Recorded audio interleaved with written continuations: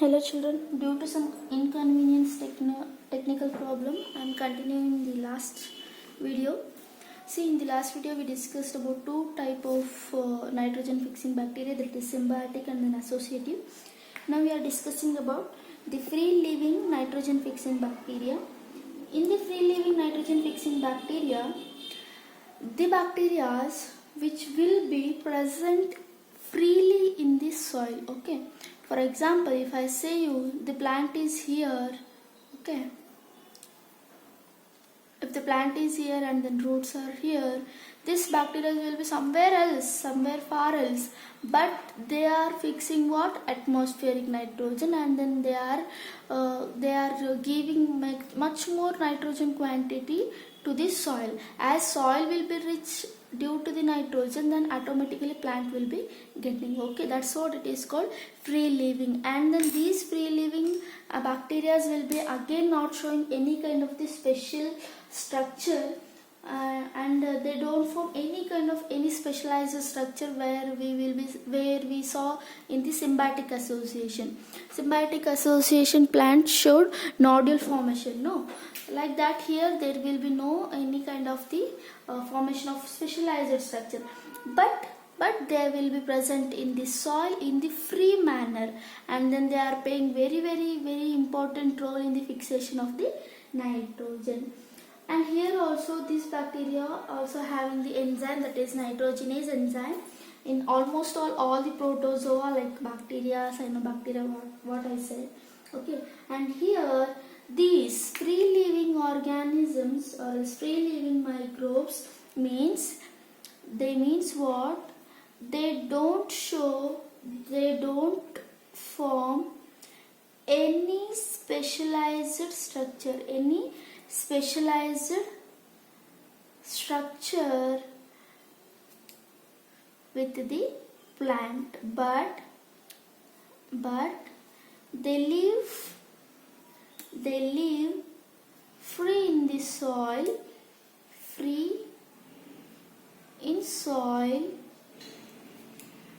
and fix the nitrogen gas in the forms of the ammonia, many forms of the ammonia. Okay, and then they are able to trap the nitrogen and convert into ammonium salts, and then adding to what? Soil. They are able to trap the nitrogen, and then they are going to add, and they are going to convert it, and then they are adding to the ammonia. Best example for free living bacteria are example Azotobacter species. In your NCERT gave free living bacteria like Azospirillum and then Azotobacter, like he gave. Azotobacter is free living. Rather than this, many of the bacteria are there like Rhodospirillum and Clostridium. These all are what? Much list of the bacteria only. Becheringia.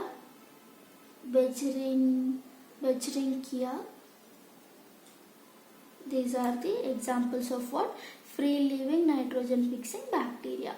Azotobacter species, Rhodospirillum, Clostridium, Becheringia. Okay, these are some of the examples of free living nitrogen fixing bacteria. After this, after the completion of symbiotic, associative and then free living nitrogen fixing bacteria, we are moving to what? We are moving to the yes, you are exactly right, that is symbiotic nitrogen fixing cyanobacteria. That is about the symbiotic nitrogen fixing.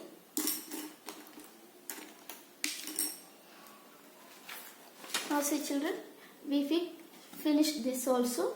Now symbiotic nitrogen fixing cyanobacteria we are going to talk about.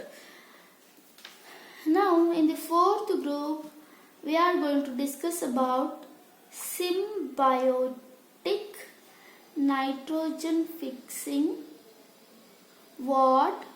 Cyanobacteria. bacteria, cyanobacteria or else blue-green alga. Symbiotic nitrogen fixing cyanobacteria means this cyanobacteria which are showing the symbiotic association with the many of the plants. Best example here I am going to give you, that is Anabaena, and it is symbiotic associated with Azolla pinnata. This Anabaena is blue-green algae, no doubt in that. Okay, and Azolla pinnata is a plant which comes under fern children. Fern means it is basically pteridophyte. Okay, it is what? Pteridophyta. Okay, this Azolla pinnata and then Anabaena both are the partners. Okay, this Anabaena is live in association with Azolla to fix what? To fix the nitrogen field. And then it is very important for your NEET point of view, because what next I am going to tell you, no, from that session many of the questions, sometimes many of the questions were asked. Okay, in paddy field, where in paddy field what actually happens, in paddy field the farmers are going to be add paddy, and then there will be, I think you people know that there will be standing water, isn't it? In that standing, if you observe clearly, you will come across with many of the much more quantity, much more number of Azolla pinnata you are going to along with that. Okay, by purposely farmers are going to add this Azolla pinnata to their paddy field. Why I am going to tell you? Why? Because along with the paddy field, when Azolla is fed in the field to grow, what happens actually? Azolla will be like this.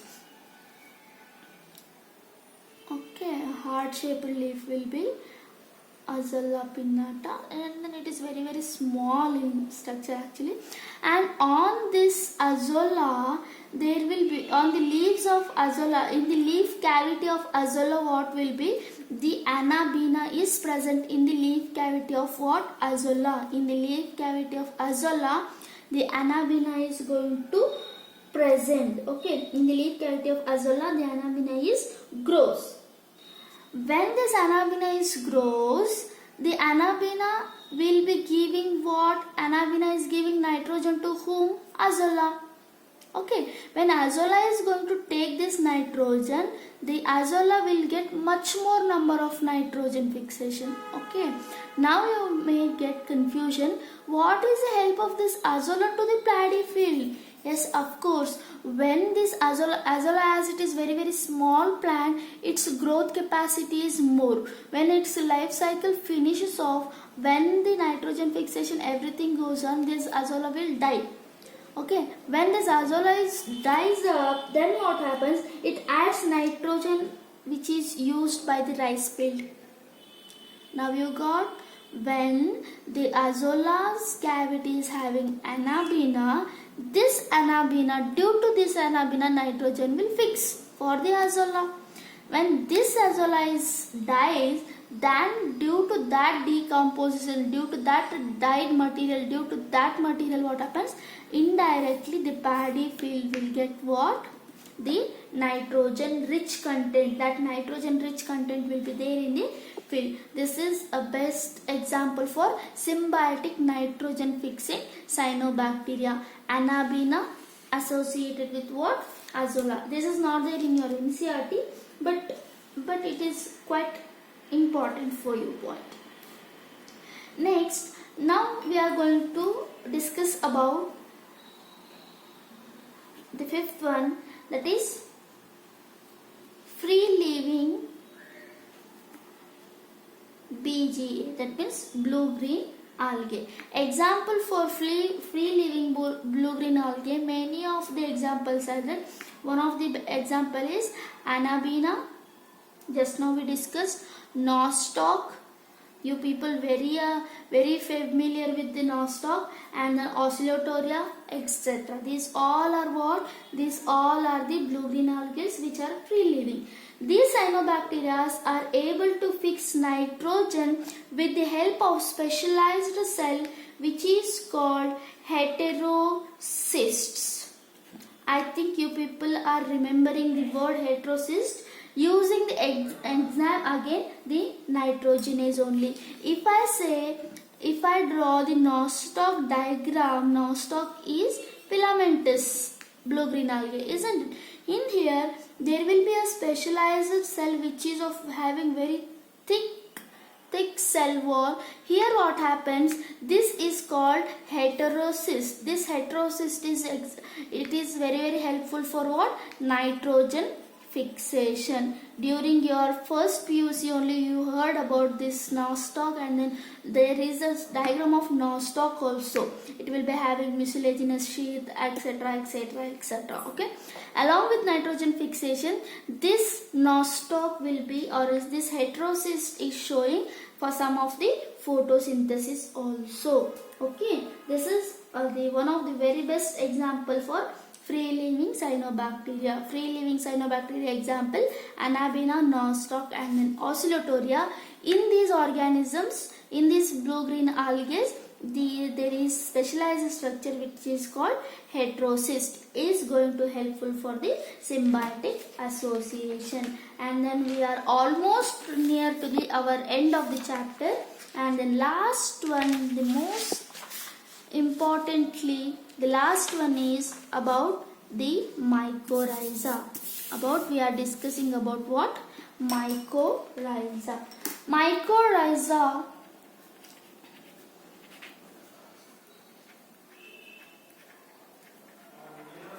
this mycorrhiza here, the word itself says myco. Myco means what? Fungi. Myco means what? Fungi. And then rhiza means what, children? Root. Everybody is very familiar with this. Here mycorrhiza means symbiotic association of fungi with higher plants. Symbiotic association of fungi with higher plants. Here higher plants in the sense it may be gymnospermic plant or else it may be any of the angiospermic plants. But here you should mention roots compulsorily. Roots of higher plants. Sorry, I skipped actually. Symbiotic association of fungi with roots of higher plants. Where these fungi are going to be present? In the roots of what? Higher plants, not in the any other area. The association, the symbiotic association of fungi with roots of higher plant is called what? Mycorrhiza. Now I am going to discuss you with very important, that is for you may get this for 3 mark and then 2 mark answer. What is the benefits of fungi to the plant? Benefits of fungi to plant. There are much more multiple benefits of fungi to the plants are there. In that first one, it helps in absorption. It helps in absorption of nutrient. It helps in the absorption of nutrient from the soil. Okay, it will be very helpful for the absorption of the higher plants root absorption. Much more nutrients may be absorbed by the plant with the help of the fungi. And then second one is increases what? Increases overall growth and development of the plant. Increases overall growth and then development of the plant. And then it helps to tolerance to salinity. If there is more salinity in the soil, then also the plant can be tolerated due to the presence of the fungi, such kind of that. And in the drought condition. During the drought condition also the tolerance capacity will be more. And then one more is the last one, the fungi prevents the plants from root-borne pathogen. Okay, fungi will be having protective to the plants from the root-borne pathogens, means it will not allow root-borne pathogens to enter inside to the plants. These are very important for your 3-mark answer, children. So please note it down. And in return, whatever these are these are benefits from fungi to the plant is there, no? In return, plant is also giving. In return, fungi gets shelter and food. Shelter and food from whom? Plant. As their symbiotic association, fungi is beneficial for plants in these manners, and the plant is giving what? Shelter and then food to whom? Fungi. Because as you know, fungi will be not having capacity to prepare their own food because they are not autotrophs, but the plants are autotrophs. Because of that, there will be a ready-made food for the whom? Food for the fungi. Next, here we are going to discuss now a very important part about the mycorrhiza. That is, mycorrhiza is having two types, children. Mycorrhiza is divided into two types. Okay, one is ecto. One is what? Ectomycorrhiza. One more is endomycorrhiza. Ecto means external, endo means internal. Okay, ectomycorrhiza, endomycorrhiza. Clearly I am telling you here.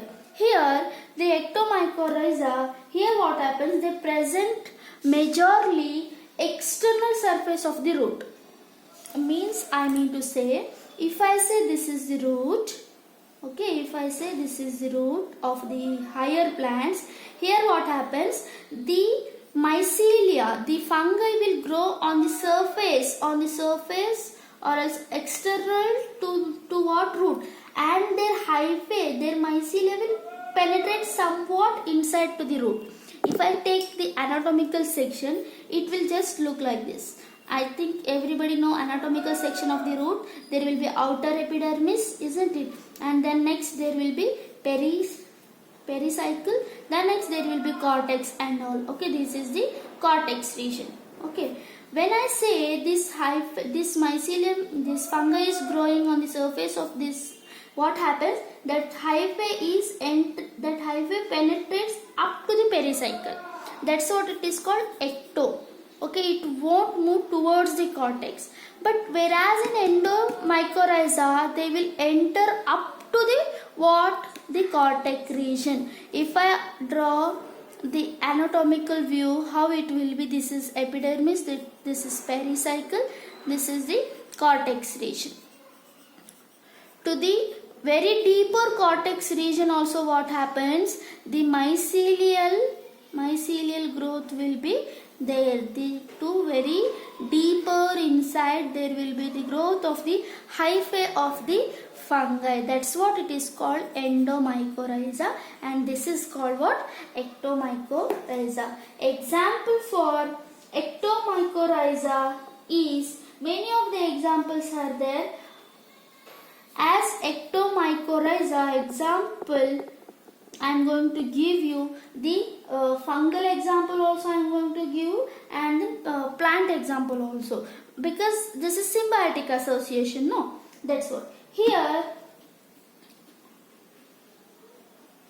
Amanita species, which is one of the fungus, and then Boletus, Amanita and then Boletus, which is associated with Pinus plant and then Eucalyptus, Pinus and then Eucalyptus plant. Okay, this is symbiotic association. Keep in mind these two fungi belongs to the class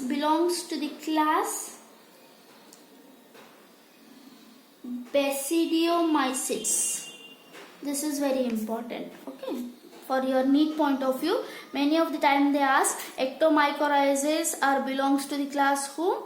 Basidiomycetes. And example for endomycorrhiza, best example for endomycorrhiza which is given in your NCERT also, that is Glomus species.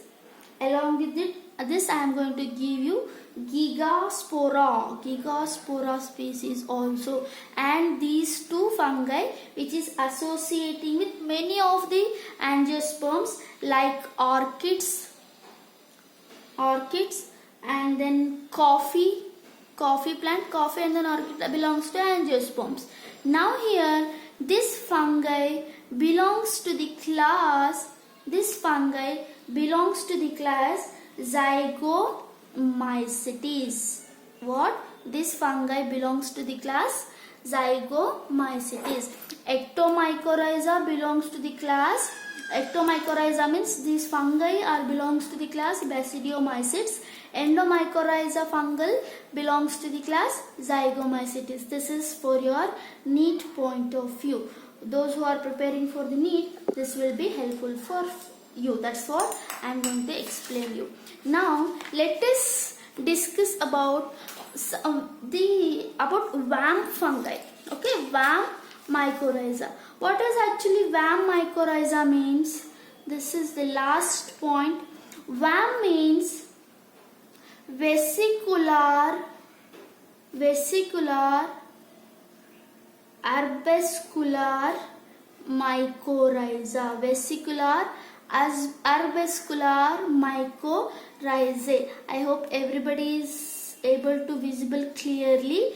The expansion of worm is vesicular arbuscular mycorrhizae. Here why this group of mycorrhizae are called vesicular arbuscular mycorrhizae means when this such kind of mycorrhizae will be associated with plants, what happens, children?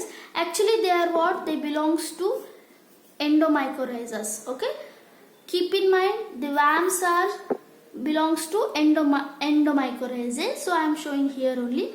The vesicular arbuscular mycorrhizae group members are showing the growth of hyphae inside, deeper inside, and then they make a mold like this. That's what it is called vesicular mold or else vesicular structure. That's what it is called vesicular. Why it is called arbuscular? When the hyphae is going to go in deeper, no, they will just show you a growth like this. Because of that it is called arbuscular. Okay, is that clear?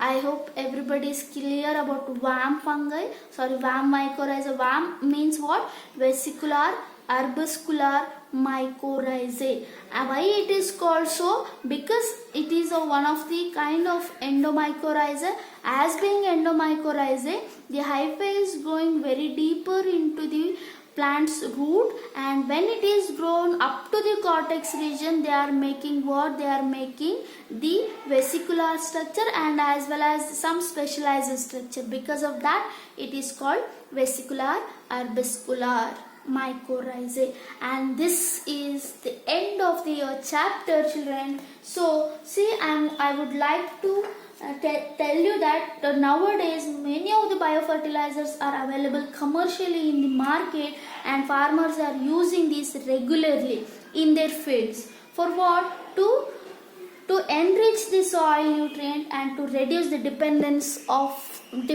on what? Chemical fertilizer. By this point, by this beautiful explanation, I am going to wind this chapter. I hope everybody is having much more clearance. I tried my level best to clarify everything about the chapter, and then I tried my level best to teach in an easier manner. If any difficulty is there, please you can comment in my comment box, and then thank you.